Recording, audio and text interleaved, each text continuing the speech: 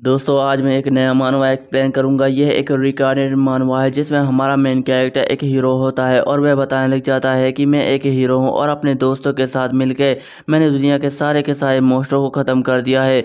एक तरह से कहा जाए तो मैंने उस दुनिया को खून से रख दिया है। मुझे ड्रैगन से एडन एल्बेरियो भी कहा जाता है।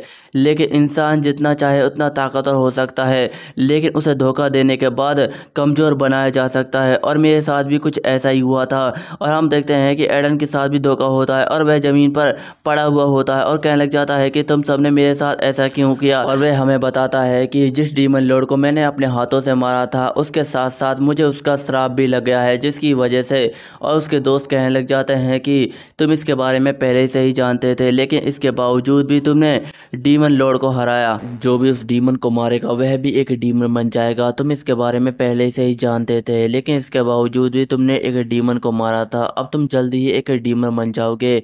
इसमें हमें दोष देने की कोई भी ज़रूरत नहीं है। यह इम्पेरियल कोर्ट का फैसला है कि हमें तुम्हारी बलि चढ़ानी होगी और दोस्त होने के नाते हम तुम्हें कभी भी डीमन बनने नहीं दे सकते, इसलिए हम तुम्हारी बलि चढ़ाना चाहते हैं। तुम इसके लिए बिल्कुल भी बुरा मत मानना। हम इसका फ़ायदा बिल्कुल भी नहीं उठाने वाले और ना ही तुम्हारे लिए हम शोक मनाने वाले हैं। और यह सुनने के बाद एक दोस्त कहता है कि तुम इसके लिए बिल्कुल भी बुरा मत मानना। हमने जो भी फैसला किया है वह एक सही फैसला है और हम इसके लिए कभी भी पछताने वाले बिल्कुल भी नहीं है। और यह सुनने के बाद एल्बेरियो गुस्सा हो जाता है और कहता है कि तुम्हारी हिम्मत कैसे हुई मेरे सामने अच्छे बनने का नाटक करते हुए। और यह सुनने के बाद एक जादूगर कहती है कि मैं चाहती हूँ कि तुम एक अच्छी नींद सो जाओ, इसलिए मैं तुम्हें अनंत काल के लिए गहराइयों में भेज देती हूँ। और यह सुनने के बाद एल्बेरियो बताने लग जाता है कि मैंने तुम सब लोगों को अपने दोस्तों की तरह समझा था, अपने भाई बहनों की तरह समझा था, लेकिन इसके बावजूद भी तुमने मुझसे झूठ बोला। यह सारा का सारा झूठ था, एक नाटक था। मैं तुम्हारी बातों में कैसे आ गया? तुम्हारी बातों में आने से अच्छा होता कि मैं पहले से ही डीमन के हाथों मारा जाता। मैंने आखिरकार तुम्हारी बातों पर विश्वास कैसे किया? यह मेरी घटिया जिंदगी थी और मैं इसे कभी भी दोबारा नहीं जीना चाहता। मैं तुम सब लोगों से अपना बदला जरूर लूंगा, मैं अपना बदला जरूर लूंगा। और हम देखते हैं कि जैसे जैसे हमारा मेन कैरेक्टर अनंत काल की गहराइयों में जा रहा होता है उसे वह श्राप भी लग रहा होता है, जिसकी वजह से डीमन लॉर्ड की पावर या फिर उसकी आत्मा उसके अंदर जा रही होती है। लेकिन हमें इसके बारे में अभी भी क्लियर तरीके से नहीं बताया गया होता और हमारा मेन कैरेक्टर अभी भी कह रहा होता है कि मैं तुम सब लोगों को नहीं छोड़ूंगा, मैं तुम सब लोगों को मार डालूंगा और तरह तरह की बातें वे कर रहा होता है। और हम देखते हैं कि वे एक अलग ही जगह पर पहुंच चुका होता है और उसकी आवाज़ें सुनने के बाद बाकी के लोग डर जाते हैं और कहने लग जाते हैं कि यंग मास्टर क्या आप खड़े हो गए? और उसकी आवाज़ सुनने के बाद हमारा मेन कैरेक्टर थोड़ा सा चौंक जाता है और कहता है कि ये क्या है, आखिरकार मैं कहाँ पर आ गया हूँ? और उसकी आवाज़ सुनने के बाद एक औरत रोते हुए कहने लग जाती है कि स्वीट हार्ट क्या तुम जाग गए? और यह सुनने के बाद एक आदमी कहता है कि मेरे बेटे तुम जाग गए, ऊपर वाले का शुक्र है। और यह सुनने के बाद हमारा मेन कैरेक्टर चौंक जाता है और कहता है कि क्या कहा बेटा, इसका क्या मतलब है? और वह कहता है कि तुम सब लोग कौन हो? और यह सुनने के बाद उसकी माँ चौंक जाती है और कहती है कि थैंक गॉड, कम से कम तुम खड़े हो गए। तुम 2 दिन से बेहोश हो गए थे, मुझे लगता है कि तुम अपनी माँ को भूल गए हो। मैं तुम्हारी माँ हूँ मेरे प्यारे बेटे। और यह सुनने के बाद हमारा मेन कैरेक्टर थोड़ा सा चौंक जाता है और कहता है कि क्या कहा बेटा, इसका क्या मतलब है? और उसकी माँ उसका नाम लेती है जो कि एडन रैम्स होता है। और यह सुनने के बाद हमारा मेन कैरेक्टर कहता है कि एडन रैम्स, लेकिन मेरा नाम तो एडन एल्बेरियो है। लेकिन हम देखते हैं कि हमारे मेन कैरेक्टर के दिमाग में अभी भी बदला लेने के थॉट्स चल रहे होते हैं, जिसकी वजह से उसके सर में दर्द होने लग जाता है। और यह देखने के बाद उसकी माँ परेशान हो जाती है और कहती है कि एडन क्या तुम ठीक हो? लेकिन हम देखते हैं कि उसके आसपास बहुत ही ज़्यादा रेड ऑरा होता है और वह काफ़ी ज़्यादा परेशान हो चुका होता है और कहने लग जाता है कि ये मेरे साथ क्या हो रहा है? मेरे दिमाग में किसकी मेमोरीज हैं? यह तो एडन नाम के किसी बंदे की है। कहीं कहीं ऐसा तो नहीं कि मैं किसी और के शरीर में आ चुका हूँ? पर ऐसा कैसे हो सकता है? मैं किसी और के शरीर में कैसे आ सकता हूँ? और मुझे लगता है कि मैं 15 साल पहले वापस आ चुका हूँ, पर कैसे? यह तो नामुमकिन है। मुझे अभी भी याद है मैं अनंत काल की गहराइयों में चला गया था और मैं मर गया था। मोस्टर बनने से पहले मैं मर गया था। नहीं नहीं, मुझे मारा गया था, उन कमीनों ने मुझे मारा था। मैं उन बास्टर्ड कमीनों को बिल्कुल भी नहीं छोड़ूंगा। मैं उन लोगों से चुन चुन कर बदल लूँगा, वह लोग मेरे हाथों से नहीं बचने वाले। और अभी भी हमारा मेन कैरेक्टर उन लोगों के बारे में ही सोच रहा होता है जिन लोगों ने हमारे मेन कैरेक्टर को धोखे से मारा होता है। और वह काफ़ी ज़्यादा गुस्से में होता है और उसकी शक्ल को देखने के बाद बाकी के नौकर भी काफ़ी ज़्यादा डर चुके होते हैं।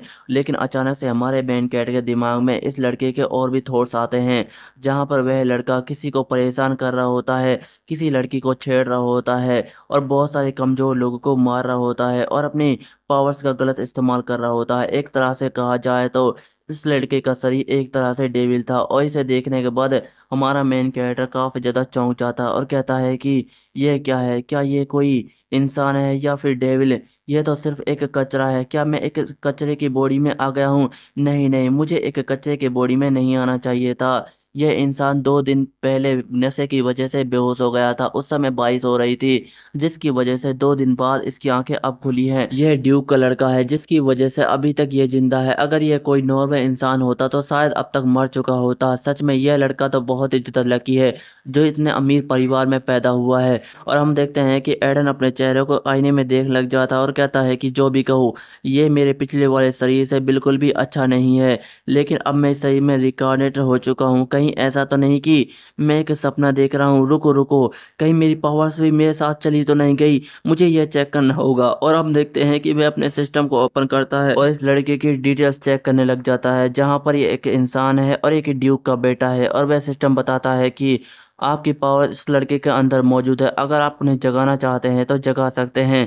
और यह सुनने के बाद एडन थोड़ा सा चौंक जाता है और कहता है कि मेरे एक सिस्टम कहने पर ये सिस्टम मेरे पास आ गया और मेरी पावर्स भी मेरे पास आ सकती है। इसका मतलब है कि यह कोई ड्रीम नहीं है, मेरा सिस्टम मेरे पास है। इसका मतलब है कि जो मैं देख रहा हूँ वह हकीकत है। पर ऐसा कैसे हो सकता है? क्या सच में मैं यहाँ पर आ चुका हूँ? लगता है कि गॉड ने मुझे दोबारा से एक मौका दिया है अपना बदला लेने का। मैं उन लोगों को बिल्कुल भी नहीं छोड़ूंगा। मैं उन लोगों को ढूंढूंगा और उन लोगों को वहीं पर ही मार डालूंगा। वे लोग आज मेरे हाथों से बिल्कुल भी नहीं बचने वाले। मैं सच में वापस आ चुका हूँ। मैं अनंत काल की गहराइयों से बच के वापस आ चुका हूँ, जिससे बाहर निकलना मुश्किल है। और वह काफ़ी ज़्यादा खुश हो रहा होता है ये सब सोचने के बाद। लेकिन इसकी यह खुशी को देखने के बाद सामने वाला नौकर काफ़ी ज़्यादा डर जाता है, जिसे देखने के बाद एडन कहता है कि तुम्हें क्या हुआ? और यह सुनने के बाद वह नौकर कहता है कि मुझे लगा कि आपको प्यास लगी है, इसलिए मैं आपके लिए चाय लाया हूँ। और यह सुनने के बाद एडन कहता है कि चाय? हाँ, तुमने सही कहा, मुझे प्यास लगी है, तुम्हारा शुक्रिया। और उसकी शुक्रिया को सुनने के बाद वह नौकर तो काफ़ी ज़्यादा डर जाता है और कहता है कि क्या कहा शुक्रिया?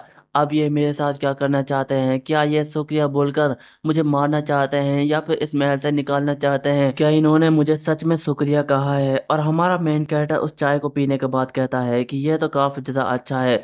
और जिसे सुनने के बाद वह नौकर और भी ज़्यादा डर जाता है और कहता है कि क्या इसे ये चाय पसंद आई? क्या सच में इन्होंने मुझे शुक्रिया कहा है? पर ऐसा कैसे हो सकता है? लगता है कि मेरे कान खराब हो गए हैं। ये ऐसा कभी भी नहीं कह सकता। और हमारा मेन कैरेक्टर वहाँ पर काफ़ी ज़्यादा शांत खड़ा हुआ होता है और कहने लग जाता है कि क्या अभी भी तुम्हें मुझसे कुछ कहना है? जिसे सुनने के बाद वह नौकर कहता है कि नहीं, कुछ भी नहीं, मैं यहाँ से जाता हूँ। और हम देखते हैं कि वह दूसरे नौकर के पास आ चुका होता है, जिसे देखने के बाद दूसरा नौकर कहता है कि क्या तुम सच में उस कमरे से जिंदा वापस आ गए? तुम्हें देखने के बाद मुझे खुशी हो रही है। और यह सुनने के बाद वह नौकर कहता है कि उन्होंने मुझे शुक्रिया कहा है। और यह सुनने के बाद दूसरा नौकर कहता है कि शुक्रिया? नहीं, नहीं, वह ऐसा कभी भी नहीं कह सकते। लगता है कि तुम पागल हो चुके हो, जिसकी वजह से तुम्हें अजीबोगरीब बातें सुनाई दे रही हैं, तुम्हारे कान खराब हो चुके हैं।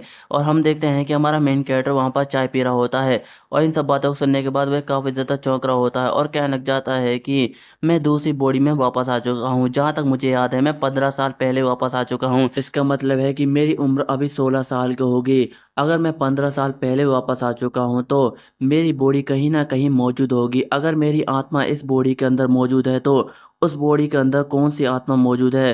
क्या वह बॉडी सचमुच यहाँ पर मौजूद है? मुझे इसके बारे में जल्द से जल्द जानना होगा। और मुझे पता है कि इसके बारे में मुझे वाकलन ही बता सकता है, उसे सब पता होगा। मुझे उसके बारे में जानना होगा। और वह कहता है कि फिलिप। और यह सुनने के बाद फिलिप हैरान हो जाता है और कहता है कि यस मास्टर। और अपने मन में कहता है कि अब मास्टर को मुझसे क्या काम है? क्या वह मुझे अकेले में बुलाना चाहते हैं? पर क्यों? और हम देखते हैं कि हमारा मेन कैरेक्टर कहता है कि क्या मैं तुमसे एक सवाल पूछ सकता हूँ जिसका तुम जवाब दो। और यह सुनने के बाद फिलिप काफ़ी ज़्यादा डर जाता है और उसका डरना बिल्कुल जायज़ होता है। जिस तरह से हमारा मेन कैरेक्टर गंदी निगाहों से उसे देखने के बाद तो हर कोई डर जाएगा। और हमारा मेन कैरेक्टर एडन कहता है कि क्या तुम ठीक हो, जिसे सुनने के बाद तो फिलिप की और भी ज़्यादा हवा निकल जाती है और वह काफ़ी ज़्यादा डर रहा होता है। और दूसरा नौकर उसे सहारा देते हुए कहता है कि तुम्हारा शुक्रिया हर चीज़ के लिए, तुमने मेरी बहुत ही ज़्यादा मदद की है, मैं तुम्हें हमेशा याद रखूंगा एक अच्छे इंसान के तौर पर, अब तुम जा सकते हो। और यह सुनने के बाद तो फिलिप और भी ज़्यादा डर जाता है और अपने मन में कहता है कि यह मेरे साथ क्या हो रहा है, मैंने तो आज तक कोई भी गलती नहीं की है, लेकिन इसके बावजूद भी यह सज़ा मुझे क्यों मिल रही है। और फिलिप कहता है कि यस मास्टर। और यह सुनने के बाद एडन कहता है कि क्या तुम मैसनरी किंग के अप्रेंटिस को जानते हो। और 200 अप्रेंटिस को कहा जाता है और अपने मन में कहता है कि मैसनरी किंग वह इसके लिए काफ़ी ज़्यादा फेमस था, मुझे लगता है कि इसकी मदद से मैं उसे जल्दी ही ढूंढ लूँगा। और ये सुनने के बाद फिल्म कहता है कि मैसनरी, शायद मैं इसके बारे में जानता हूँ, मैंने इसके बारे में अफवाहें सुनी थी, यह बहुत ज़्यादा ताकतवर है, लेकिन कुछ महीने पहले ये गायब हो गया था।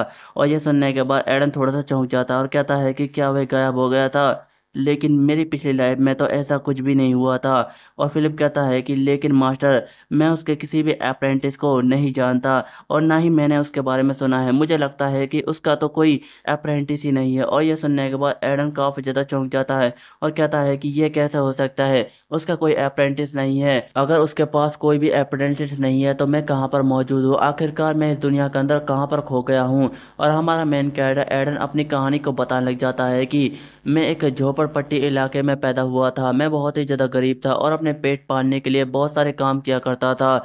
और हम देखते हैं कि एडन एक रास्ते से जा रहा होता है, लेकिन वहाँ पर एक होड़ी में बंदा आ रहा होता है और कहने लग जाता है कि मुझे इस बच्चे की पावर को चेक करना होगा। और हम देखते हैं कि वह जानबूझकर उस बच्चे से टकराता है और वह बच्चा वहाँ से टकराने के बाद वहाँ से चला जाता है। और हम देखते हैं कि वह एक गली में पहुँच जाता है और हम देखते हैं कि ये हमारा मेन कैरेक्टर एडन होता है जिसने बहुत सारे सिक्के चुरा लिए होते हैं।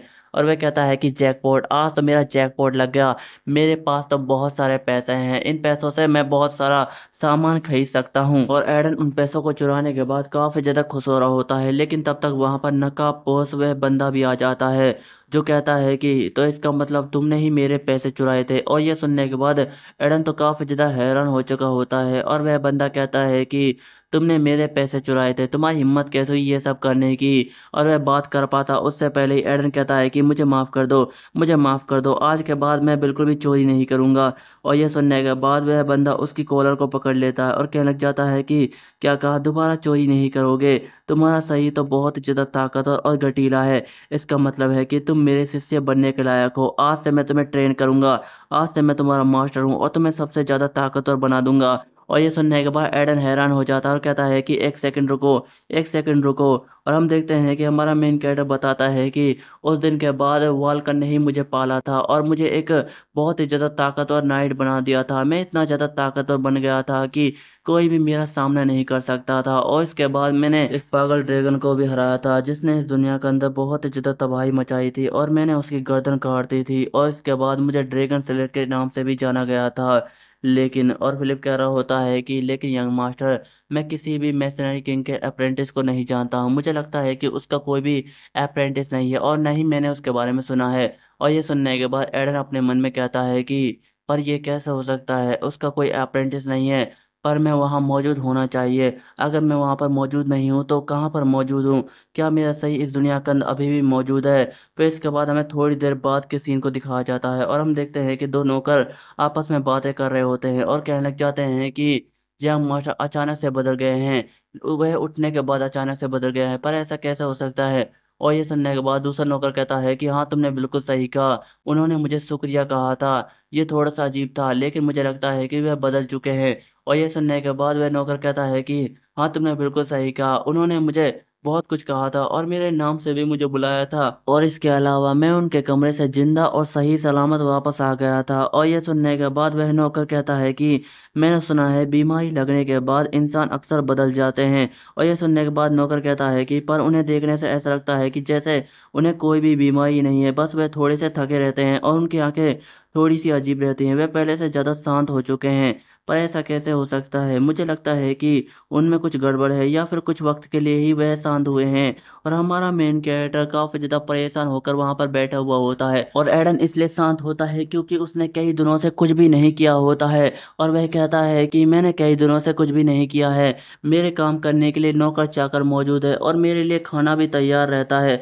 यह सचमुच बहुत ही ज़्यादा परेशानी करने वाला है और मैंने कई दिनों से तलवार भी नहीं चलाई है। मेरी पिछली लाइफ में हमें हमेशा मॉन्स्टर से लड़ता था, हमेशा एक नई परेशानी का इंतज़ार करता था। और इसके अलावा मेरे पास कुछ दोस्त थे जो मेरा साथ देते थे, लेकिन उन लोगों ने मुझे धोखा दिया है। मैं उन लोगों को बिल्कुल भी छोड़ूंगा नहीं। अब मैं वापस आ चुका हूँ, मैं उन लोगों को चुन चुन कर मारूंगा। लेकिन अचानक से एडन को किसी की आवाज़ आती है और हम देखते हैं कि वहाँ पर दो नाइट्स आपस में फाइट्स कर रहे होते हैं। और यह देखने के बाद एडन कहता है कि यह तो दो नाइट्स आपस में फाइट कर रहे हैं, क्या ये कोई प्रोग्राम है? मुझे इसे जाकर देखना चाहिए। और हम देखते हैं कि अचानक से वहाँ पर एक बंदा आता है जो कहता है कि तुम यहाँ पर क्या कर रहे हो? और यह सुनने के बाद एडन कहता है कि कारल, तुम यहाँ पर कैसे? और एडन बताता है कि यह एडन रेम्स का छोटा भाई एडन कारल है। यह मुझे बिल्कुल भी पसंद नहीं करता है क्योंकि मैं बहुत ही ज़्यादा कमज़ोर हूँ और लोगों को हमेशा परेशान करता रहता हूँ। यह इतनी छोटी सी उम्र में एक नाइट बन गया और इसने अपनी जिम्मेदारियाँ भी संभाल ली। और इसके अलावा इसे छोटे होने के बावजूद भी अगला सक्सेसर बना दिया गया। लेकिन इसके बावजूद भी ये हमेशा मुझे परेशान करता रहता है और मेरी बेइज्जती करता रहता है। और वह कहता है कि बेवकूफ़, तुम यहाँ पर क्या कर रहे हो? तुम्हारी हिम्मत कैसे हुई यहाँ पर आने की? क्या यहाँ पर कोई तमाशा लग रहा है? तुम्हें वापस जाकर शराब पीनी चाहिए, अपनी बदमाशी करनी चाहिए और लड़कियों के साथ मज़े लेने चाहिए। तुम्हारे यहाँ पर आने की हिम्मत कैसे हुई? और यह सुनने के बाद एडन अपने मन में कहता है कि सच में ये अपने बड़े भाई की बहुत ही ज़्यादा बेइज्जती करता है। हालांकि ये इतना बुरा बिल्कुल भी नहीं है, ये लोगों को काफ़ी ज़्यादा अच्छी तरीके से ट्रीट करता है। लेकिन मैं इस घर में निकम्मा हूँ जिसकी वजह से ये ऐसा कर रहा है। लेकिन अभी भी ये एक बच्चा है और मैं इसकी बातों का बुरा नहीं मान सकता। तुम देख ही सकते हो कि ये मेरे ऊपर कितना ज़्यादा गुस्सा हो रहा है। हर किसी के पास ऐसा भाई ज़रूर मौजूद होगा जो उसके ऊपर हमेशा गुस्सा करता है। और कारल कहता है कि तुम यहाँ पर क्यों आए हो? और यह सुनने के बाद एडन कहता है कि मैं बस इसे देख रहा था क्योंकि मैं बहुत ज़्यादा बोर हो रहा था और मेरे पास करने के लिए कुछ भी नहीं है। और यह सुनने के बाद कारल कहता है कि तुम्हारी हिम्मत कैसे हुई ये सब देखने की? तुम्हें क्या लगता है कि यहाँ पर कोई सर्कस का तमाशा लग रहा है? यहाँ पर नाइट्स की फाइट हो रही है। अगर तुम्हारे अंदर हिम्मत है तो तुम भी जाकर लड़ाई करो, नहीं तो यहाँ से निकल जाओ। और यह सुनने के बाद एडन कहता है कि क्या लड़ाई? क्या मुझे ये जाकर लड़ाई करनी चाहिए? वैसे भी मैंने कई दिनों से तलवार नहीं उठाई है, शायद मुझे करनी चाहिए। और वह कहता है कि चलो तो फिर ठीक है। और ये सुनने के बाद कारल कहता है कि तुमने अभी क्या कहा? और यह सुनने के बाद एडन कहता है कि मैं भी लड़ाई करने के लिए तैयार हूँ। फिर इसके बाद हम देखते हैं कि एडन लड़ाई करने के लिए तैयार हो चुका होता है और उसके सामने जो बंदा होता है वह कहता है कि यंग मास्टर, मैं आपका स्वागत करता हूँ। मेरा नाम बांजा है और नाइट्स के तौर पर मैं आपसे लड़ने के लिए तैयार हूँ। हमारी फाइट हम दोनों के बीच होगी। और यह सुनने के बाद एडन कहता है कि ठीक है ठीक है। और यह सुनने के बाद बाकी नाइट्स कहने लग जाते हैं कि आखिरकार वह उसके साथ लड़ना क्यों चाहता है? यंग मास्टर पहले से ही कमज़ोर है, वे उसके साथ क्यों लड़ना चाहते हैं? और यह सुनने के बाद दूसरा बंदा कहता है कि बांसा को उसके साथ लड़ना नहीं चाहिए। अगर वह हार गया फिर जीत गया तो उसके लिए मुसीबत बन जाएगी और उसे नाइट्स के तौर पर निकाल दिया जाएगा। और यह सब देखने के बाद बांजा अपने मन में कह रहा होता है कि आखिरकार मैं इसे लड़ने के लिए तैयार क्यों हुआ? यंग मास्टर बहुत ही ज़्यादा कमज़ोर है और ये किसी भी नाइट से नहीं जीत सकते हैं। ये एक ऐसा इंसान है जो पड़ोस के कुत्ते से भी हार खा गया था और मैं एक ताकतवर नाइट हूँ, भला मैं इसे कैसे हार सकता हूँ? मैं पूरी जान लगा दूंगा जीतने के लिए। और ये सब देखने के बाद एडन अपने मन में कहता है कि मैं जानता हूँ कि इसके दिमाग में क्या चल रहा है। ये मेरे बारे में घटिया ही सोच रहा होगा, लेकिन मुझे इस बात से कोई भी फ़र्क नहीं पड़ता। मुझे सिर्फ अपनी ट्रेनिंग करना है और जीतना है, मुझे सिर्फ ताकतवर बनना है। और वह कहता है कि तुम्हें ज़्यादा चिंता करने की कोई भी ज़रूरत नहीं है, मैं तुम्हें नाइट्स के पास से नहीं निकालूंगा। मैं चाहता हूँ कि तुम अपनी पूरी ताकत के साथ मुझसे लड़ो और मुझे हराओ, पूरी जान लगाकर मुझे हराओ। मैं बस तुमसे यही चाहता हूँ। अगर तुम इस लड़ाई में एक बार हार जाते हो तो मैं तुम्हें नाइट्स के पास से निकाल दूंगा। तुम्हें अपनी पूरी जान लगाकर मुझसे लड़ना करना है। और यह सुनने के बाद बांजा भी काफ़ी ज़्यादा हैरान हो चुका होता है। और यह सब देखने के बाद कार्ल अपने मन में कहता है कि यह मेरा बड़ा भाई आखिरकार करना क्या चाहता है, क्या यह पागल हो चुका है। वह उस नाइट से बिल्कुल भी नहीं जीत सकता, क्योंकि वह सिर्फ एक छोटे से कुत्ते से हार कर आ गया था, भला वह उससे कैसे जीतेगा। और हम देखते हैं कि बांजा भी लड़ने के लिए तैयार हो जाता है और वह कहता है कि यंग मास्टर, मैं आपसे लड़ने के लिए तैयार हूँ। और यह कहते ही बड़ी तेजी के साथ एडन के ऊपर हमला कर देता है। लेकिन हम देखते हैं कि एडन भी अपने एक तलवार की वजह से उससे बड़ी आसानी के साथ बच जाता है, लेकिन उसका हाथ बहुत ही ज़्यादा कमज़ोर होता है। और वह कहता है कि जैसा कि मैंने सोचा था, यह बॉडी बहुत ही ज़्यादा कमज़ोर है, ये इतने बड़े हमले को बड़ी आसानी के साथ नहीं झेल सकती। लेकिन जो भी हो, मुझे इस बात से कोई भी फ़र्क नहीं पड़ता। मेरे पास अभी भी बहुत सारी टेक्निक है जिसकी मदद से मैं इसे बड़ी आसानी के साथ हरा सकता हूँ, लेकिन तब तक मुझे इसके साथ खेलना होगा। और हम देखते हैं कि वह उसके साथ तलवारबाजी करने लग जाता है, जिसे देखने के बाद वह सैनिक काफ़ी ज़्यादा हैरान हो जाते हैं और अपने मन में कहने लग जाते हैं कि यह बांसा क्या कर रहा है। अगर यंग मास्टर को चोट आ गई तो वह उसे नाइट्स के पद से निकाल देगा, उसे ऐसा नहीं करना चाहिए, उसे चोट आ जाएगी। लेकिन बाजन भी अपनी पूरी जान लगाकर एडन से लड़ रहा होता है और जैसे ही नाइट्स की नज़र एडन पर जाती है, वह थोड़े से चौंक जाते हैं और कहते हैं कि यह कैसे हो सकता है। यंग मास्टर अभी तक उसका सामना कर रहे हैं। और यह सब देखने के बाद कार्ल भी चौंक जाता है और कहता है कि कैसे, आखिरकार एडन तुम ये सब कैसे कर पा रहे हो, तुम तो उससे काफ़ी ज़्यादा कमज़ोर हो। और यह सब देखने के बाद बांजा भी हैरान हो जाता है और कहता है कि मैं जानता हूँ कि यंग मास्टर मुझसे बहुत ही ज़्यादा कमज़ोर है, लेकिन इसके बावजूद भी मैं उसका सामना कर रहा हूँ और मैं उसे वार करने के एक भी मौके नहीं दे पा रहा हूँ। लेकिन इसके बावजूद भी मेरी तलवार उन तक नहीं पहुँच पा रही है। ये कैसे हो सकता है? वह तो मुझसे बहुत ही ज़्यादा कमज़ोर है, भला मैं उससे कैसे हार सकता हूँ? मुझे उसका सामना बड़ी तेज़ी के साथ करना होगा। और हम देखते हैं कि वह दोबारा से बड़ी तेज़ी के साथ एक दूसरे के साथ लड़ने लग जाते हैं। और ये देखने के बाद एडन भी थोड़ा सा चौंक जाता है और कहता है कि बांजा की स्पीड कुछ ज़्यादा ही तेज़ हो गई है, मुझे इसे जल्द से जल्द हराना होगा।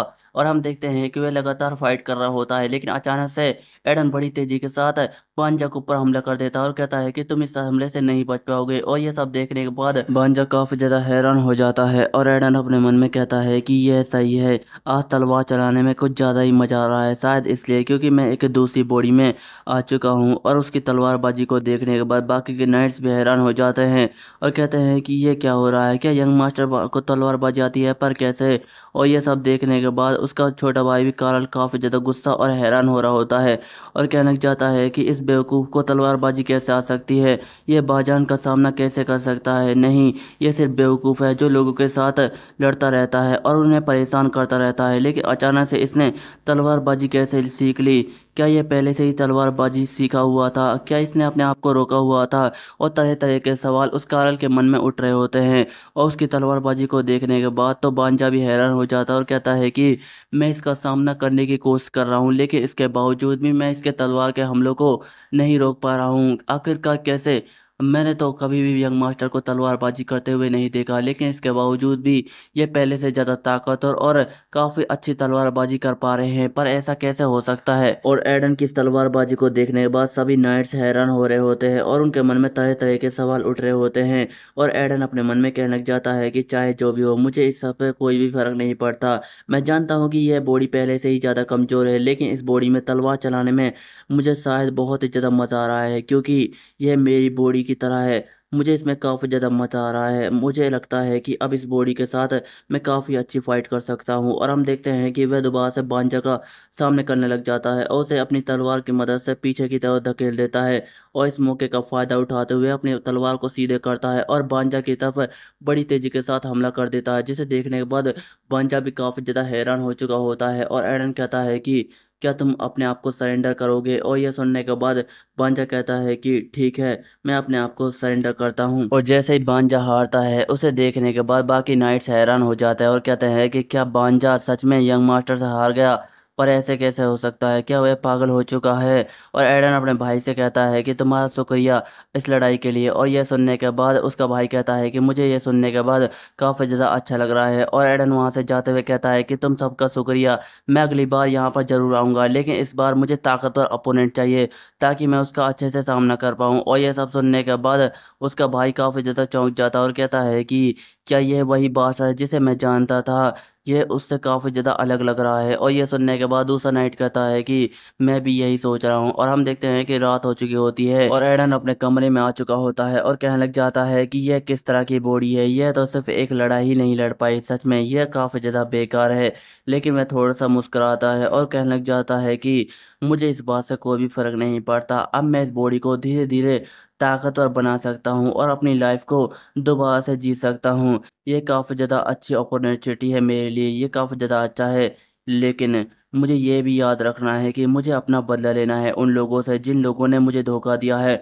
मैं जानता हूँ कि उनमें से एक एक बंदा एक एक सेना के बराबर है जिनका कोई भी सामना नहीं कर सकता। अगर किसी ने उनका सामना करने की कोशिश भी की तो वह उनके हाथों से मारा जाएगा। वह बहुत ही ज़्यादा ताकतवर हैं, जिनमें से एक है सेल्ट, वह बहुत ही ज़्यादा ताकतवर है और उसके पास एक विशाल सेना है। और दूसरी है आयरन ब्लड सेंट, जिसके पास भी एक विशाल सेना है और उसके पास बहुत सारी जादुई ताकतें हैं। और तीसरे नंबर पर आती है द ग्रेट मैजिशियन सोरा। ऐसा कोई भी जादू नहीं है जो यह लड़की नहीं कर सकती। और चौथे नंबर पर आता है सबसे कमीना, जो इन सबसे कई गुना ज़्यादा ताकतवर है, कैसिस। ये सब लोग बहुत ही ज़्यादा ताकतवर है। अगर मैंने इनका सामना करने की कोशिश भी की तो मैं इनके सामने कभी भी खड़ा नहीं हो पाऊंगा और ना ही इनसे कभी भी फाइट नहीं कर पाऊंगा। लेकिन सबसे पहले मुझे उस डीमन लॉर्ड की सेना को रोकना होगा और उसकी सेना में शामिल होना होगा। ये एक ऐसी सेना है जिसका सामना कोई भी नहीं कर सकता। अगर मैंने इनके पास जाने की कोशिश भी की तो मैं मारा जाऊंगा, क्योंकि पिछली बार मुझे इस सेना को हराने के लिए 5 सालों का वक्त लगा था और इसके अलावा मेरे पास बहुत सारी सेनाएं थी, तब जाकर मैं इस बड़ी सेना को हरा पाया था। लेकिन अभी मेरे पास कुछ भी नहीं है। मुझे सबसे पहले अपनी बॉडी को मजबूत बनाना होगा। पहले तो मुझे अपनी बॉडी को तोड़ना होगा और तब जाकर इसे ताकतवर बनाना होगा, क्योंकि मैं जानता हूँ कि यह बॉडी इतनी ज़्यादा कमज़ोर है कि इसे कोई कमज़ोर और बीमार गोब्लिन भी हरा सकता है। मुझे अकेले ही ये सब करना होगा, तभी जाकर मैं ताकतवर बन सकता हूँ। अगर मैं एक बार ताकतवर बन जाता हूँ तो बाकी साम्राज्य की सेना को अपने साथ भी जोड़ सकता हूँ और अपना बदला ले सकता हूँ। लेकिन अपने आप को ताकतवर बनाने के लिए मुझे एक मेथड की ज़रूरत है। फिर इसके बाद हमें अगले दिन का सीन दिखाया जाता है, जहाँ पर एडन फिलिप को कोई लेटर दे देता है, जिसे पढ़ने के बाद फिलिप हैरान हो जाता है और कहता है कि यंग मास्टर, क्या सचमुच आप इन सब चीज़ों को मनाना चाहते हैं? मैं जानता था कि आप शांत हो चुके हैं, लेकिन मुझे लगता है कि आप दोबारा से कोई शैतानी करना चाहते हैं। क्या ये सब आपके लिए है? जिसे सुनने के बाद एडन कहता है कि तुम्हारा इससे क्या मतलब है, आखिरकार तुम मुझसे कहना क्या चाहते हो? जिसे सुनने के बाद फिलिप कहता है कि नहीं, कुछ भी नहीं यंग मास्टर, मैं बस कहना चाहता हूँ कि आप बहुत ही ज़्यादा बदल चुके हैं, लेकिन जो आप सामान मुझसे खरीदवाना चाहते हैं वह टॉप क्वालिटी के सामान हैं। ये बहुत ही ज़्यादा महंगे होते हैं। क्या आपको नहीं लगता कि आपको ज़्यादा पैसे नहीं उड़ाने चाहिए? और इसके अलावा आपने जो सामान मंगाया है इसमें सारे के सारे पौधे जहरीले हैं, जो किसी की भी जान बड़ी आसानी के साथ ले सकते हैं। आप इनका क्या करना चाहते हैं? और यह सुनने के बाद एडन अपने मन में कहता है कि अगर मैंने इसे कुछ समझाने की कोशिश भी की तो इस बेवकूफ़ को कुछ भी समझ नहीं आएगा, इसलिए मैं इसे सही तरीके से समझाना चाहता हूँ। शायद मुझे इस तरीके का यूज करना चाहिए, क्योंकि पिछली बॉडी में यह बंदा भी इस तरीके का यूज करता था। और हम देखते हैं कि वह फिलिप के कंधे पर हाथ रखता है और कहने लग जाता है कि तुमने कहा कि मैं शांत हो चुका था, इसलिए मैं अब बदलना चाहता हूँ, इसलिए मैं ये सब तुमसे मंगवाना चाहता हूँ, क्योंकि यह जहरीले पौधे किसी की भी जान बड़ी आसानी के साथ ले सकते हैं और यह सारा का सारा काम मैं तुमसे करवाना चाहता हूँ, क्योंकि इन पौधों की मदद से हम किसी को भी बड़ी आसानी के साथ मार सकते हैं। और मुझे लगता है कि तुम इस काम को बड़ी आसानी के साथ करना चाहते हो। अगर तुम नहीं चाहते कि मैं ना बदलूँ तो इस काम को जल्द से जल्द कर दो। और यह सुनने के बाद फिलिप बड़ी तेज़ी के साथ वहाँ से भाग जाता है और कहता है कि यंग मास्टर, मैं अभी आपके लिए ये सारे के सारे सामान को खरीद कर लाता हूँ। और यह सब सुनने के बाद एडन अपने मन में कहता है कि मैं जानता था कि यह सुनने के बाद यह मेरे काम को ज़रूर करेगा। मुझे लगता है कि इस बॉडी का मुझे अच्छे से फ़ायदा उठाना चाहिए, क्योंकि यह बॉडी बहुत कुछ कर सकती है। और वैसे भी यह एक ड्यूक का बेटा है और इसकी काफ़ी ज़्यादा अलग कहानी है। मेरी पिछली लाइफ में मुझे मेहनत करनी पड़ती थी पैसों को कमाने के लिए, तब जाकर मैं पैसे कमा पाता था। लेकिन यह एक ड्यूक का बेटा है और इसके पास अलग से ही बहुत सारी पावर्स मौजूद है, जिसकी मदद से मैं अपने आप को और भी जल्दी ताकतवर बना सकता हूँ।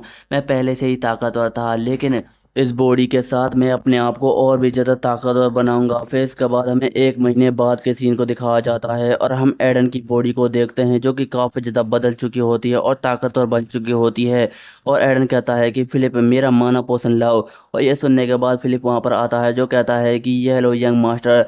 और जिसे सुनने के बाद हमारा मैन क्या है एडन माना पोषण को पीने लग जाता है और हमें इस माना पोषण के बारे में पता लग जाता है। ये एक ऐसा माना पोषण है जिसकी मदद से हम अपनी बॉडी के अंदर माना पावर्स को जगा सकते हैं और इसके अलावा हमारे शरीर में जो भी थकावट है या फिर कोई भी नुकसान हुआ है उसकी मदद से हम इसे ठीक भी कर सकते हैं। यह माना पोषण बहुत ही ज़्यादा महंगा होता है। अगर एक तरह से कहा जाए तो मेरी पिछली लाइफ में मुझे इसे खरीदने के लिए अपने 1 महीने की सैलरी देनी होती थी, लेकिन यह एक ड्यूक का पैसा है। इसके पास बहुत सारा पैसा है, यह जितना चाहे उतना माना पोषण पी सकता है और अपनी बॉडी को ताकतवर बना सकता है। और इसके अलावा मेरे पास एक सीक्रेट वेपन भी है। और वह फिलिप से कहता है कि फिलिप जो मैंने तुमसे सामान मंगाया था क्या तुम वह सामान ले आए। और यह सुनने के बाद फिलिप कहता है कि हाँ यंग मास्टर मैं उस सामान को ले आया। और अपने मन में कहता है कि आखिरकार इसने वह सामान क्यों मंगवाया है, क्या मुझे यंग मास्टर से पूछना चाहिए। लेकिन उसे एडन की बातें याद आती है जहाँ पर एडन कहता है कि अगर तुम नहीं चाहते कि मैं ना बदलूँ तो तुम चुप रहना। और ये सब सुनने के बाद एडन कहता है कि नहीं मुझे चुप ही रहना चाहिए, मुझे इनसे कुछ भी नहीं पूछना चाहिए। फिर इसके बाद एडन अपने कमरे में आ जाता है और कहने लग जाता है कि फिलिप से मैंने जो भी सामान मंगवाया था वह काफ़ी ज़्यादा टॉप क्वालिटी का सामान ले आया है, ये काफ़ी ज़्यादा अच्छा है। और इसके अलावा वह बहुत सारी जहरीले जड़ी बूटियाँ भी लाया है। मैं इस मेथड को कभी भी यूज नहीं करना चाहता था क्योंकि यह मेथड उन दोनों कमीनों ने बनाया है, कैलेसिया और सोरा। ये सचमुच बहुत ही ज़्यादा कमीने हैं, लेकिन मुझे अपनी बॉडी को मजबूत बनाने के लिए ये सब करना होगा। अगर मैं इस पौधे को एक बार खा लेता हूँ तो इससे मेरी जान भी बच जा सकती है, लेकिन इससे मैं अपनी बॉडी में मौजूद माना पावर को भी जगा सकता हूँ और अपनी बॉडी को मजबूत बना सकता हूँ। हालांकि मुझे पता है कि इसे खाने से बहुत ही ज़्यादा दर्द होगा जिसे मैं सहन नहीं कर पाऊंगा। इसे खाना बिल्कुल भी आसान नहीं है, लेकिन इसके लिए मैंने पहले से ही इंतज़ाम किया हुआ है। मैंने पहले से ही हीलिंग पोशन मंगवाया हुआ है ताकि मेरी जान ना जाए और मुझे कम दर्द हो। मुझे अब इसे खाकर देखना चाहिए, ये काफ़ी ज़्यादा कड़वा होगा। और हम देखते हैं कि हमारा मेन कैरेक्टर एडन उसको बड़ी आसानी के साथ खा लेता है, लेकिन उसे काफ़ी ज़्यादा दर्द भी होता है। फिर इसके बाद हम देखते हैं कि वह हीलिंग पोशन भी पी लेता है और उसको काफ़ी ज़्यादा पेन हो रहा होता है। वह कहने लग जाता है कि सच में मुझे बहुत ही ज़्यादा दर्द हो रहा है, इसका स्वाद बहुत ही ज़्यादा बुरा है, लेकिन मुझे कम से कम 100 बार इसे करना होगा तभी जाकर मैं अपनी बॉडी को ताकतवर बना सकता हूँ। लेकिन मैं फील कर सकता हूँ मेरी बॉडी के अंदर माना पावर जाग चुका है। सच में यह बहुत ही ज़्यादा कमाल है। मैं उन कमीनों के इस मेथड को नहीं यूज करना चाहता था, लेकिन इसकी मदद से मैं जल्द से जल्द ताकतवर हो सकता हूँ। सच में यह बहुत ही ज़्यादा कमाल का है। लेकिन अचानक से एडन को आवाज़ आती है कि ड्रैगन से यह लगता है कि तुम्हें काफ़ी ज़्यादा मज़ा आ रहा है। और उसकी आवाज़ यह सुनने के बाद एडन तो काफ़ी ज़्यादा हैरान हो जाता है और कहने लग जाता है कि यह आवाज़ तो उसकी है। और वह चिल्लाते हुए कहता है कि कौन है यहाँ पर जो मुझे आवाज़ दे रहा है, जल्दी से मेरे सामने आओ नहीं तो तुम मेरे हाथों से नहीं बचने वाले। और वह अपने मन में कहता है कि मैं इस आवाज़ को कभी भी नहीं भूल सकता, ये आवाज़ तो उसकी है, मैं इसे जानता हूँ, ये आवाज़ उसकी है। और हम देखते हैं कि वहाँ पर फिलिप भी आ जाता है जो कहने लग जाता है कि यंग मास्टर यहाँ पर क्या हुआ, मुझे यहाँ पर शोर सुनाई दिया है। और जैसे ही वह एडन को देखता है वह थोड़ा सा चौंक जाता है और कहता है कि यंग मास्टर आपको क्या हुआ। और यह सुनने के बाद एडन कहता है कि फिलिप तुम यहाँ से जाओ। और यह सुनने के बाद फिलिप कहता है कि लेकिन यंग मास्टर यहाँ पर मुझे बहुत ज़्यादा शोर सुनाई दिया है, क्या हुआ है। और उसकी आवाज़ सुनने के बाद एडन कहता है कि मैंने कहा कि तुम यहाँ से जाओ, मैं दोबारा नहीं कहूँगा। और उसकी यह बात सुनने के बाद फिलिप थोड़ा सा डर जाता है और कहने लग जाता है कि मैं समझ गया यंग मास्टर। और एडन अपने मन में कह रहा होता है कि मैं इस आवाज़ को पहले से ही जानता हूँ, इसे तो मैंने मारा था, यह है डीमन लॉर्ड। और हम देखते हैं कि डीमन लॉर्ड उसके सामने होता है। हालांकि यह डीमन लॉर्ड की आत्मा होती है जो हमारे मेन कैरेक्टर के साथ जुड़ी हुई होती है। और वह कहता है कि तुम यहाँ पर क्यों आए हो और तुम मेरा नाम कैसे जानते हो। और यह सुनने के बाद डीमन लॉर्ड कहता है कि लगता है कि तुम्हें सब कुछ याद आ गया है, मुझे लगता है कि तुमने मुझे काफ़ी ज़्यादा याद किया था। सच में यह तो काफ़ी ज़्यादा मज़ेदार है, मैंने तो तुम्हें सच में पकड़ लिया। और यह सुनने के बाद हमारा मेन कैरेक्टर एडन तो काफ़ी ज़्यादा हैरान हो चुका होता है और कहने लग जाता है कि आखिरकार ये यहाँ पर कैसे आ सकता है, यह नामुमकिन है, मैंने तो इसे अपने हाथों से मारा था, फिर ये अचानक से जिंदा कैसे हो सकता है। तुम अचानक से जिंदा कैसे हो गए? मुझे बताओ, मैंने तो तुम्हें अपने हाथों से मारा था। और वह जोर जोर से चिल्ला रहा होता है और उसकी आवाज़ सुनने के बाद डीमन लॉर्ड कहता है कि लगता है कि तुमने मुझे शायद बहुत ही ज़्यादा याद किया था। यह मेरी बॉडी नहीं है बल्कि मेरी आत्मा है। जिसे सुनने के बाद एडन कहता है कि क्या तुम्हारी आत्मा? अगर यह तुम्हारी आत्मा है तो तुम बोल कैसे पा रहे हो? और यह सुनने के बाद डीमन लॉर्ड कहता है कि यह सब मेरे श्राप की वजह से है। जब तुम अनंत काल की गहराइयों में खो गए थे तो मेरी आत्मा ने तुम्हारे शरीर के ऊपर कब्जा कर लिया था, जिसकी वजह से मेरी आत्मा तुम्हारे शरीर के साथ जुड़ चुकी है। सच में यह बहुत ही ज़्यादा कमाल का है। इसकी मदद से मैं तुमसे बात भी कर पा रहा हूँ। और यह सुनने के बाद एडन थोड़ा सा चौंक जाता है और गुस्से के साथ कहता है कि आखिरकार तुम मुझसे कहना क्या चाहते हो? साफ साफ कहो, क्या मैं अब डीमन लॉर्ड बन चुका हूँ? क्या इसका यही मतलब है? और यह सुनने के बाद डीमन लॉर्ड कहता है कि हाँ, ये आधा सच है लेकिन आधा झूठ भी है।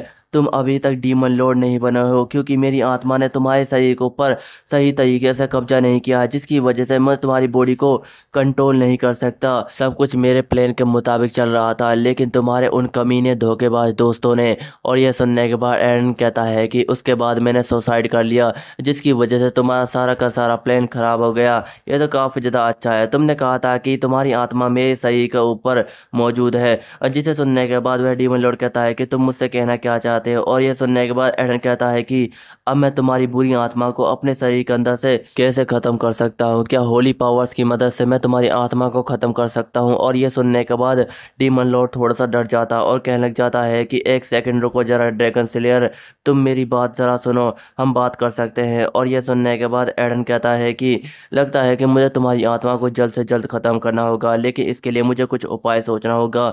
और यह सुनने के बाद डीमन लॉर्ड कहता है कि हम बैठकर बात भी कर सकते हैं। अब मैं बदल चुका हूँ, पहले जैसा बिल्कुल भी नहीं हूँ। और यह सुनने के बाद एडन थोड़ा सा चौंक जाता है और कहता है कि क्या तुम बदल चुके हो? इसका क्या मतलब है? मैं जानता हूँ कि तुम जैसा कमीना कोई भी नहीं है। तुमने ना जाने कितने बेकसूर इंसानों को मारा, कितने घरों को तबाह किया और बहुत सारे लोगों की जानें भी ली। तुम बहुत ही ज़्यादा कमीने हो। और यह सुनने के बाद डीमन लॉर्ड कहता है कि नहीं नहीं, ऐसा बिल्कुल भी नहीं है। ये सब मैंने नहीं किया है, बल्कि जिसकी बॉडी में मैंने अपनी आत्मा को डाला था उस मॉन्स्टर ने यह सब कंट्रोल किया था। मैंने कुछ भी नहीं किया है, मैं बेकसूर हूँ। जिस तरह से मेरी आत्मा तुम्हारी बॉडी के अंदर गई थी और तुम्हारी जान बचाई थी, यह बिल्कुल उसी तरह है। और हमें पता चलता है कि डीमन लॉर्ड सिर्फ एक आत्मा है जो एक शरीर से दूसरे शरीर में जाती रहती है और अपनी पावर्स को दूसरे लोगों को देती है। यह सिर्फ एक श्राप है। और यह सुनने के बाद एरन कहता है कि लगता है कि यह सच कह रहा है, क्योंकि जिससे मेरा पिछली बार मुकाबला हुआ था वह काफ़ी ज़्यादा बोलता था और बैठकर बातें भी नहीं करता था। सचमुच वह बहुत ही ज़्यादा पागल था, हमेशा लोगों को मारता रहता था। उसे सिर्फ लोगों को मारना ही अच्छा लगता था, लेकिन तुम थोड़े से अलग हो। और यह सुनने के बाद वह डीमन लॉर्ड कहता है कि हाँ, मैं अलग हूँ, तुमने बिल्कुल सही कहा। और यह सुनने के बाद एरन कहता है कि तो मैं तुमसे एक और बात जो पूछना चाहता हूँ। तुमने कहा था कि यह सब डीमन गॉड की मर्जी से हो रहा है, लेकिन मैंने तो कभी डीमन गॉड का नाम नहीं सुना। और यह सुनने के बाद डीमन लॉर्ड बताता है कि हाँ, मैं जानता हूँ कि शायद तुमने इसका नाम नहीं सुना होगा, लेकिन ये एक ऐसा नाम है जिससे देवता भी डरते हैं। ये बहुत ही ज़्यादा पावरफुल है, जिसे हम डीमन गॉड कहते हैं। ये एक ऐसा इंसान है जो अपनी कठपुतलियों को तैयार करता है और उन्हें अपनी मर्जी से चलाता है। वह चाहता है कि हम इस दुनिया के सारे इंसानों को ख़त्म कर दे, तबाही मचा दे, जिसकी वजह से इंसानों का गुस्सा और नफरत बढ़ती जाएगी और इसकी मदद से डीमन गॉड की ताकत भी बढ़ती है। और यह सुनने के बाद एरन कहता है कि मैं समझ गया, लेकिन आखिरी सवाल जो मैं तुमसे पूछना चाहता हूँ, आखिरकार मैं इस सिचुएशन में कैसे फंस गया? और यह सुनने के बाद डीमन लॉर्ड कहता है कि कैसी सिचुएशन? और एडन बताता है कि मैं 15 साल पीछे आ चुका हूँ। आखिरकार यह सब कैसे हुआ? मैं जानता हूँ कि तुम्हें इसके बारे में ज़रूर पता होगा। जिसे सुनने के बाद वह डीमन लॉर्ड कहता है कि हाँ, शायद मैं इसके बारे में जानता हूँ। जब तुम मरने वाले थे तभी मैंने तुम्हारी बॉडी में कब्जा कर लिया था और तुम्हारी बॉडी में मौजूद ड्रैगन माना की मदद से मैं तुम्हें वक्त में पीछे ले गया। जिसे सुनने के बाद एडन हैरान हो जाता और कहता है कि तुम्हारा इससे क्या मतलब है? क्या हम वक्त में पीछे भी जा सकते हैं? और यह सुनने के बाद डीमन लॉर्ड बताता है कि हाँ, हम इसकी मदद से वक्त में पीछे जा सकते हैं, क्योंकि ड्रैगन एक बहुत ही ज़्यादा पावरफुल प्राणी है और इसे देवताओं द्वारा बनाया गया है, जिसकी मदद से ये कहीं पर और कभी भी जा सकता है, ये किसी भी नियम को तोड़ सकता है, इसलिए मैं इसे वक्त में पीछे ले गया। हम इसकी मदद की वजह से वक्त में पीछे भी जा सकते हैं। और यह सुनने के बाद एडन थोड़ा सा चौंक जाता और कहता है कि अगर तुम मुझे वक्त में पीछे ले गए तो इसके बजाय तुम मुझे जिंदा भी कर सकते थे और अनंत काल की गहराइयों से निकाल सकते थे। और यह सुनने के बाद डीमन लॉर्ड बताता है कि इसकी एक वजह है, मैं बहुत ही ज़्यादा थक चुका था और मैं वक्त में पीछे भी आना चाहता था, मैं कोई लड़ाई नहीं करना चाहता था, इसलिए मैं तुम्हें यहाँ पर ले आया हूँ। और यह सुनने के बाद एडन हैरान हो जाता है और कहने लग जाता है कि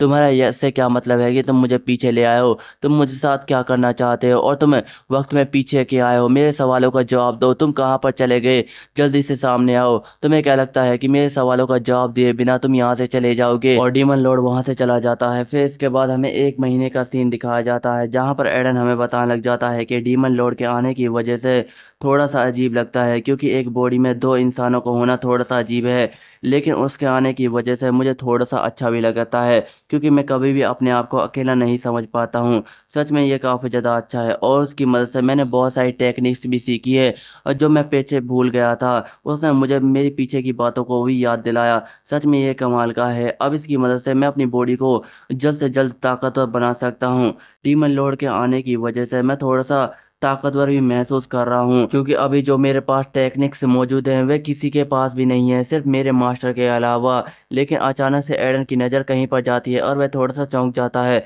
और हम देखते हैं कि वहाँ पर बहुत सारे नाइट अपनी ट्रेनिंग और प्रैक्टिस कर रहे होते हैं, जिसे देखने के बाद एडन अजीब तरीके से हंसने लग जाता है और कहने लग जाता है कि लगता है कि आज तो ट्रेनिंग करने के लिए डॉल्स मिल गई मेरे पास।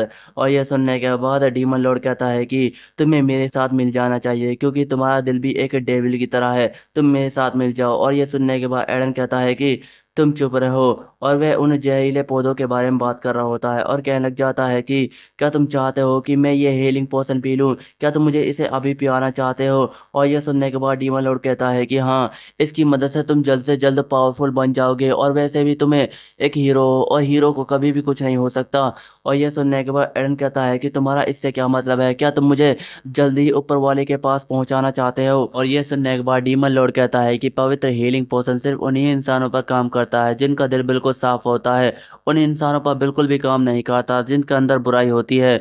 और यह सुनने के बाद एडन थोड़ा सा मुस्कुराता है और कहने लग जाता है कि इसका मतलब है तो मुझे इसे अच्छे से इस्तेमाल करना होगा। और ये सुनने के बाद डीवन थोड़ा सा चौंक जाता है, लेकिन अचानक से एडन की नज़र किसी पर जाती है और वह कहता है कि ये यहाँ पर।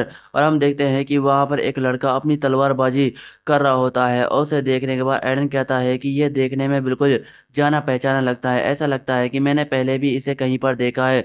और हम देखते हैं कि उनका उस्ताद चिल्ला रहा होता है कि तुम क्या कर रहे हो लोवे, जल्दी से करो, तुम्हारे बाकी के नाइट्स तुमसे आगे निकल चुके हैं, लेकिन इसके बावजूद भी तुम अभी भी लो रैंक पर पड़े हुए हो, तुम कुछ भी नहीं कर सकते। अगर तुम ये नहीं कर सकते तो तुम्हें नाइट नहीं बनना चाहिए। और यह सुनने के बाद लोवे अपने आप पर गुस्सा कर रहा होता है और कहने लग जाता है कि मैं अपना बेस्ट कर रहा हूँ सर। और उसकी आवाज़ सुनने के बाद एडन थोड़ा सा चौंक जाता है और कहता है कि क्या कहा लोवे, कहीं ये वही तो नहीं द फ्री नाइट्स लोवे? ये तो सचमुच बहुत ही ज़्यादा कमाल का है, ये एक फाइटर है, मैं इसे कैसे भूल सकता हूँ, सच में ये कमाल का फाइटर था। शायद ये अभी छोटा है जिसकी वजह से मैं इसे बिल्कुल भी पहचान नहीं पाया। ये एक ऐसा नाइट है जो किसी भी मोस्टर को बड़ी आसानी के साथ ख़त्म कर देता था, ये किसी के भी हुक्म को नहीं मानता था, इसलिए इसे आज़ाद नाइट भी कहा जा सकता था। लेकिन ये अभी शांत है, जब ये मेरे साथ होता था तो काफ़ी ज़्यादा गुस्से में होता था। और हम देखते हैं कि ये दोनों फाइट कर रहे होते हैं और एक दूसरे से कह रहे होते हैं कि तुम मेरे रास्ते में मत आओ, मैं इन सारे को लोगों को संभाल सकता हूँ। और ये सुनने के बाद लोवे कहता है कि तुम मेरे रास्ते में आ रहे हो, तुम मेरे रास्ते में से हट जाओ। और ये सब देखने के बाद एडन बताता है कि यह बहुत ही ज़्यादा गुस्सैल इंसान था और किसी की भी बातों को नहीं मानता था, लेकिन इसने मेरी बहुत बार जान भी बचाई है। यह एक ऐसा नाइट था, बिल्कुल मेरी था और हमेशा मेरे साथ रहता था और हमेशा मेरे साथ ही लड़ता था। लेकिन एक दिन अचानक हमारी फाइट एक पागल ड्रैगन से हो गई थी, जो सच में बहुत ही ज़्यादा ताकतवर था और इसने मेरी जान बचाने के लिए अपनी जान दांव पर लगाई और यह मारा गया। मुझे आज भी इसकी याद आती है। लेकिन मुझे लगा था कि हमारी मुलाकात हेल में होगी, पर मुझे यह नहीं पता था कि हमारी मुलाकात एक दुनिया में होगी जहाँ पर मैं रिकार्डेटेड होऊंगा। सच में यह तो काफ़ी ज़्यादा कमाल है, मुझे इससे मुलाकात करनी होगी। और हम देखते हैं कि वह उसके पास चला जाता है और कहने लग जाता है कि ओए। और यह सुनने के बाद वे नाइट्स चौंक जाते हैं और कहने लग जाते हैं कि यंग मास्टर आप यहाँ पर क्या कर रहे हैं। लेकिन हम देखते हैं कि एडन लोवे के पास जाता है और कहने लग जाता है कि है तुम। जिसे सुनने के बाद लोवे थोड़ा सा चौंक जाता है और कहता है कि हाँ, क्या आप मुझसे ही बात कर रहे हैं। और यह सुनने के बाद एडन गुस्से के साथ कहता है कि हाँ बेवकूफ़, मैं तुमसे ही बात कर रहा हूँ। तुम्हें क्या लगता है कि यहाँ तुम्हारे अलावा भी बहुत सारे लोग हैं? तुम्हें क्या लगता है कि तुम मुझसे बच जाओगे? मैं तुम्हारा यंग मास्टर हूँ, तुम्हें मेरा सामना करना होगा। और यह सुनने के बाद लोवे उसके सामने झुकता है और कहता है कि मुझे माफ़ कर देना, मेरा नाम लोवे है और मैं आपका स्वागत करता हूँ यंग मास्टर। और ये सुनने के बाद एडन काफी ज्यादा खुश हो रहा होता है लोवे को परेशान करने के बाद। लेकिन लोवे को काफी ज्यादा गुस्सा आ रहा होता है और वह कहने लग जाता है कि मैं अपनी फाइट पर फोकस दे रहा था, लेकिन ये बेवकूफ यहाँ पर क्यों आ गया? यह कमीना क्या मुझे दोबारा से परेशान करने के लिए आया है? लेकिन हम देखते हैं कि एडन उसके सामने आ जाता है और कहने लग जाता है कि तुम मेरे बारे में क्या सोच रहे हो? तुम यही सोच रहे हो ना, ये कमीना मुझे परेशान करने के लिए आ गया है ना? मैंने सही कहा ना? और ये सुनने के बाद लोवे डर जाता है और कहने लग जाता है कि ये आप क्या कह रहे हैं यंग मास्टर? भला मैं आपके सामने ऐसी बातें क्यों कर सकता हूँ? और ये सुनने के बाद एडन अपने मन में कहता है कि यह बास्टर्ड इस तरह की एक्टिंग क्यों कर रहा है जैसे यह बहुत बड़ा शरीफ है। मैं जानता हूँ कि यह कितना बड़ा कमीना है और हमेशा लोगों को परेशान करता रहता है और उन पर गुस्सा करता है। मुझे समझ आ गया, लगता है कि यह इस बॉडी के मालिक से डर रहा है। लगता है कि मुझे अब इस बॉडी का फायदा उठाना चाहिए और इसे और भी ज्यादा डराना चाहिए। ये काफी ज्यादा मजेदार है। और वह कहने लग जाता है कि यह बिल्कुल भी अच्छा नहीं है, तुम्हारी हिम्मत कैसे हुई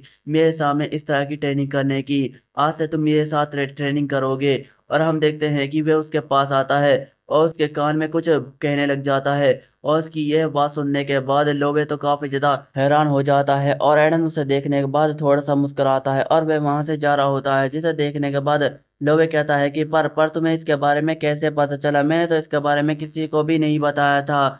और ये सुनने के बाद एडन मुस्कुराता है और अपने मन में कहता है कि मैं तुम्हें इसके बारे में बाद में बताऊंगा। तुमने मेरे ऊपर बहुत ज्यादा एहसान किए हैं, लगता है कि उन सब एहसानों को चुकाने का वक्त आ चुका है। मैं इसके बदले में तुम्हें एक तोहफा भी दूंगा। और हम देखते हैं कि रात हो चुकी होती है। रात की अंधेरी रातों में एडन ट्रेनिंग ग्राउंड में बैठा हुआ होता है और किसी का इंतजार कर रहा होता है और चांदनी रात को देख रहा होता है और कहने लग जाता है कि यह कमीना अभी तक यहाँ पर क्यों नहीं पहुंचा है।